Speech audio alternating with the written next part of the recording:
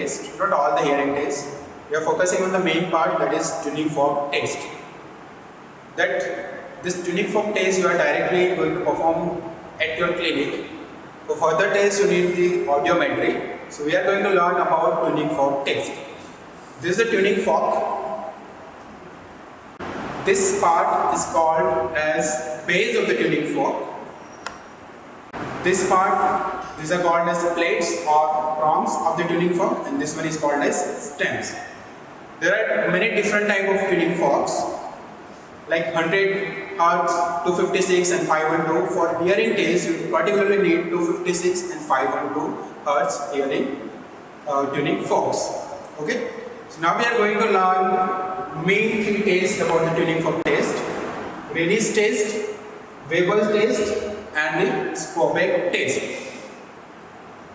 In all these tests, you have to learn about two things, that is the air conduction and bond conduction. So before going to learn this test, first in short we will learn about what is air conduction and what is bond conduction.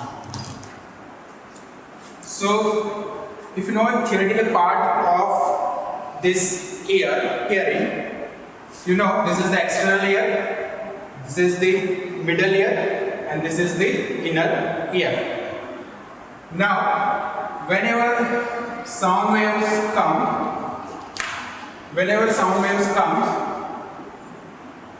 these sound waves first via external acoustic meatus, this will enter and this will strike with this tympanic membrane. Now in the middle ear, this sound is actually amplified for 22 times. Because of this amplification, we can hear the proper sound, right? So all this mechanic, then the sound will go to the inner ear. This is called as air conduction, because sound waves coming from the air. So this is the air conduction. Now second is the bond conduction. So this is your skull bond. So whenever some sound strike with this skull bond, this sound move to the skull bond and this will be directly transmitted to the inner ear. So you can say this will bypass the external ear as well as middle ear. The sound will directly goes to the inner ear. But keep in mind, when sound is transmitting through the air conduction, this will be amplified for 22 times. But this bond conduction, this will be not amplified, because this one is bypassing this middle ear. So that's why normally air conduction is better than bond conduction. This is in a normal human being. Okay? So this is in short about AC and BC. Now we want to find out which deafness is that via this test. So basically mainly two types of deafness. One is the sensory neural deafness and one is the conductive deafness. As the name suggests, sensory neural means deafness is present in the neural part, that means in this cochlea. While conductive deafness, again as the name suggests, conductive. Okay, so there must be some defect in this conduction. You have learned this air conduction, sound is transmitting through the external ear, in the middle ear, and then finally into the inner ear. So obviously name suggesting there must be some mechanism which actually block this transmission, right? Okay. So first we will find out that in any patient, that is a patient is suffering from either sensory neural deafness or conductive deafness. So let us start how we can differentiate this. So first, Rennie's test. Okay. So what you have to do in Rennie's test? First, you need the tuning fork, that is 256 or 512 Hz. Explain properly to the patient. So, Suresh bhai, તમારે એ કાનની test કરું છું, તમને કોઈ harm થશે નહીં. હું તમારા પાછળ અહીંયા ટ્યુનિંગ ફોર્ક મૂકીશ. જ્યારે તમને વાઇબ્રેશન સંભળાતા બંધ થઈ જાય ત્યારે તમે તમારો હાથ ઊંચો કરો. પછી હું તમારા કાનની સામે મૂકીશ. પાછો તમને જ્યારે અવાજ સંભળાતો બંધ થઈ જાય ત્યારે હાથ ઊંચો. Okay. So what you have to ask the patient? You have to ask the patient that first, when you're putting the tuning fork, you have to ask the patient that when he or she stop listening the vibration, he or she has to put or raise his or her hand.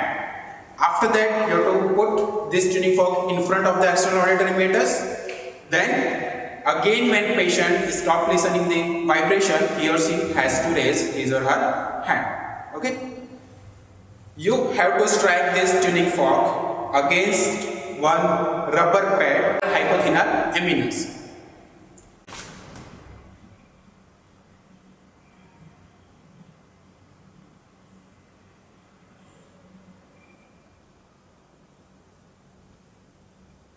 Okay, so as you have seen, first we put this tuning fork. Keep in mind, you have to put the base of the tuning fork on the mustard process. Okay, so when patient is stop listening this vibration, you have to keep this tuning fork in front of the external auditory meters. Again, keep in mind, the direction of the tuning fork will be like this, not like this, because frequency or vibration sound waves will going in this direction. So for the better result, you have to keep this tuning fork like in this direction. So sound wave will directly transmitted into the external auditory meters. Okay.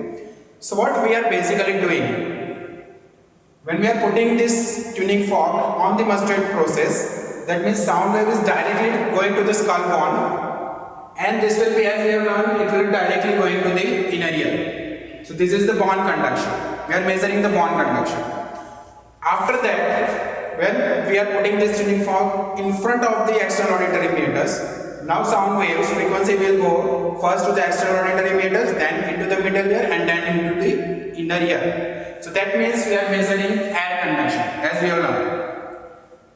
So when patient stop listening this bone conduction on the mustard process, and we have put this tuning fork in front of the external auditory meters, patient can still listen this sound. So that means in this patient, obviously air conduction is better than bone conduction. So that is absolutely normal. We have already learned why air conduction is better than the bone conduction. So that is absolutely fine. And in this case, you can say Rinne's test is positive. Normally, any test when you will find positive, that means you have some pathology, but in this case, this is absolutely normal if you find Rinne's test is positive. So Rinne's test is positive means air conduction is better than bone conduction. Okay. Now second test is vapor test. So what you have to do, you have to put your tuning fork on the mid of the forehead. You have to put your tuning fork on the mid of the forehead or on the scalp, and ask the patient that patient can hear the sound both the side equally or not. Okay, so again I am giving the instruction to the patient. Suresh bhai, હું આ tuning ફોર્કને તમારા માથા પર મૂકીશ, પછી તમને બંને બાજુ સરખું સંભળાય છે કે એક બાજુ વધારે સંભળાય છે એ મને જણાવજો. So you have to ask the patient to whether he or she can hear the sound both the side equally or not. Okay.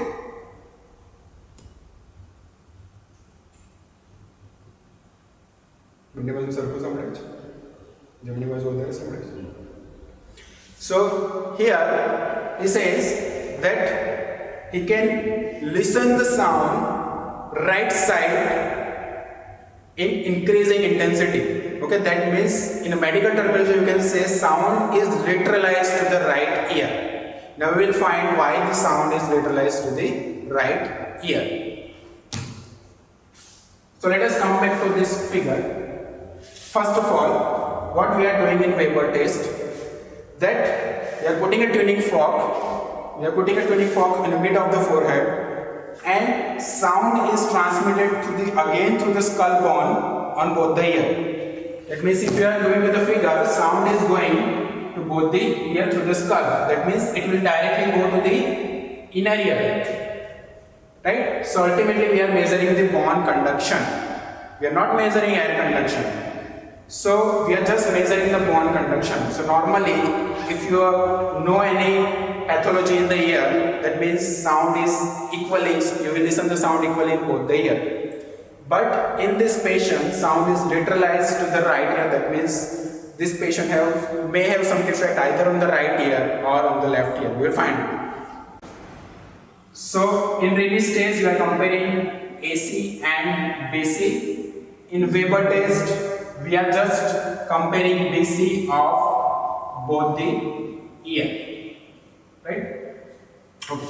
If sound is not lateralized, that means sound will remain in the center. That means Weber test is normal. So in this patient, Suresh Bhai is hearing sound more towards the right ear. So that means sound is going to the right ear more. Now we want to find out if this patient has the defect in the right ear or left ear, or we want to find out patient has a conductive deafness or sensory neural deafness.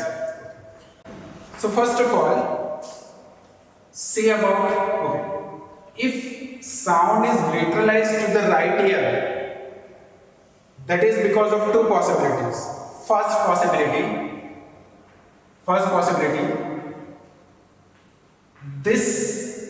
there may be some sensory neural deafness in case of this ear, that means left ear. So patient cannot hear anything from the left ear. So obviously automatically patient can hear more towards the right ear. That is the first possibility.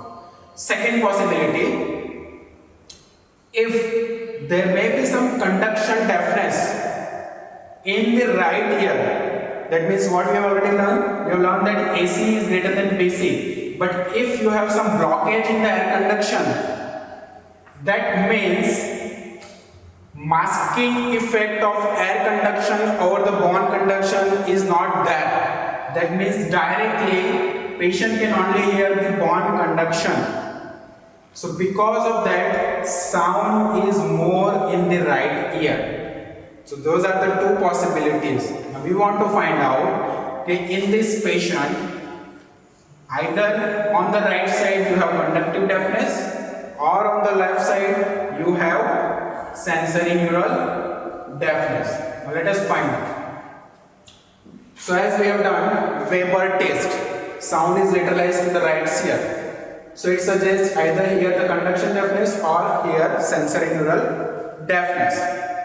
Okay, from the release test to confirm here you have conductive deafness or sensory neural deafness. We already performed the release test, and the release test is absolutely normal. That means in the right ear, air conduction and bone conduction we have already done. And you do not have any conduction deafness. It means in the right ear you have AC is greater than BC. We have already done this. So that means no any conductive deafness in the right ear. So that means this patient has the sensory neural deafness in the left ear. That is how you can check the Venus test and Weber test, and you can confirm whether the patient has conductive deafness or sensory neural deafness. Okay, let us take one more example, just that you will find this.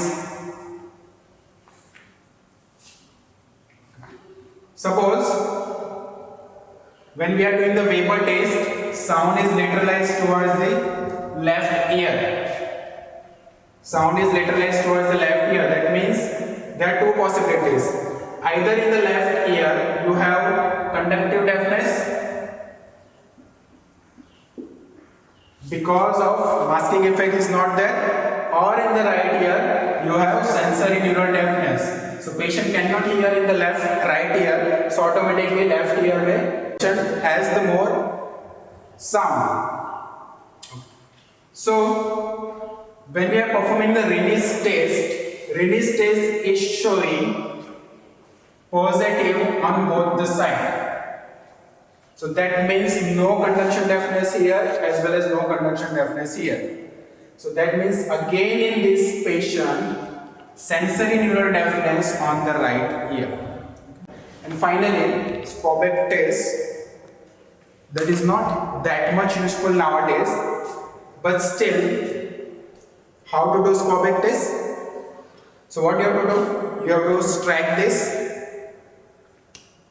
You have to put this base of the tuning fork on the mastoid process. Then again you have to put this base of the tuning fork on your mastoid process. જ્યારે તમારે tuning fork મૂકો છો જ્યારે તમને સંભળાતો બંધ થઈ જાય ત્યારે હાથ ઊંચો કરો.